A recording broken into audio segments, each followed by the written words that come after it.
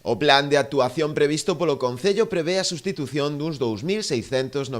puntos de luz dos 4.392 existentes en todo o termo municipal, o que representa o 60% das luminarias do Concello e sobre 60 dos 91 cadros de luz. A medida permitirá un aforro económico de preto do 60% da actual factura, ou o que é o mesmo, uns 75.000 euros ao ano, véndose ademais reducida a contaminación lumínica. Que con estes datos aproximadamente reduciríamos uns 70.000 euros cada ano. Estaríamos falando de que a achega municipal que se fai esta subvención son 200.000 euros aproximadamente en só 3 anos de aforro, pois quedarían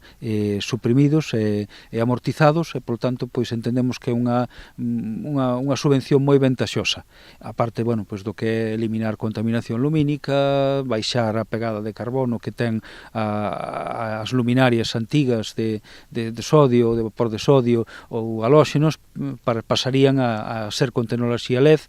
A intervención nos cadros de mando permitiría regular, bueno, establecer un pouco parámetros un pouquichiño máis ambiciosos a hora de regular a luminaria nas nosas rúas e nas nosas estradas. O proxecto proposto polo Executivo rianxeiro e que foi aprobado por unanimidade no último pleno achégase a 1 millón de euros, case a contía máxima a solicitar. Temos un pouco a perspectiva de que é unha subvención que está ben situada dentro do que foi a solicitude,